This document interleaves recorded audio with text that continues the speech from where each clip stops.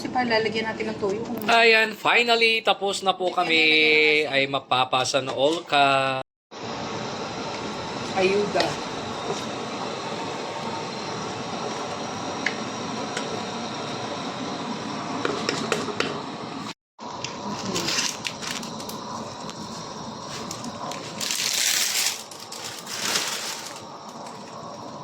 Yan.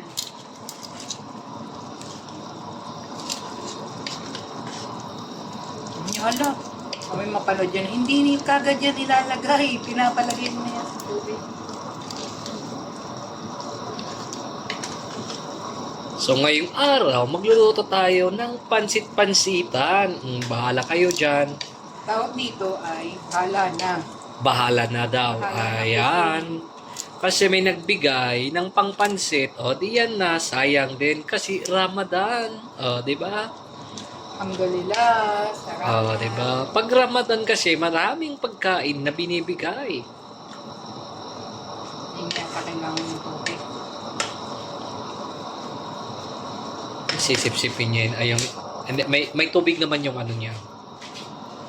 Hindi, nagamit. Lagyan lang natin ng repolyo. Hindi na kompleto Ricardo siyan basta mahalaga. May kakainin ay sana all. Lagay lang ng lagay. Diba? Lagay lang lagay. Experiment. Bahala na kayo dyan ha. Baka gusto nyo Pasensya na kayo, napakadami namin manok. mag-sponsor. Diba? Diba ang daming manok niya. Saan kayo Yan, corned nakakita? Shredded chicken yan. Ayan. Manok na manok talaga yan. Diba? Mapapasa na ulka. At syempre, antayin natin ang susunod na Ricardos. Diba? Diba ang daming manok. Diba? Malasang malasa yan. Kahit kulang ng ingredients. Mapapasa na ulka. Sa aming kitchen. Ayan. Ano? Sa aming kitchen ay super linis. So, ayan. Ito ang kusina namin dito. At ayun yung washing machine na automatic. Diba? So, ayan na po yung nagluluto. Si kapatid Ana Riza. Mapapasa na all kayo. Diba? Mega love shoutout. Guys, habang nagluluto kami ng pansit, let's eat shumai. Ayan let's eat.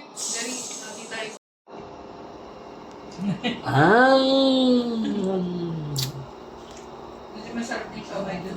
Piso lang isa. Yung nakita kaming kinchay.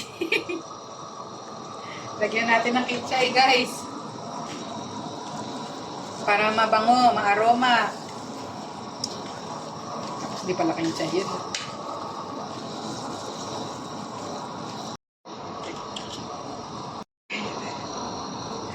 Okay, guys. Ganyan na po kabilis magluto. Magic. Magic. Mekos na lang po. Mekos.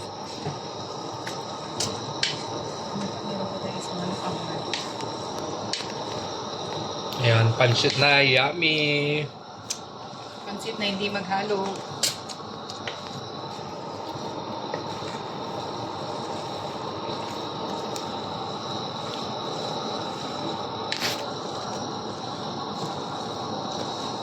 Hindi kasi dapat dalawa yun.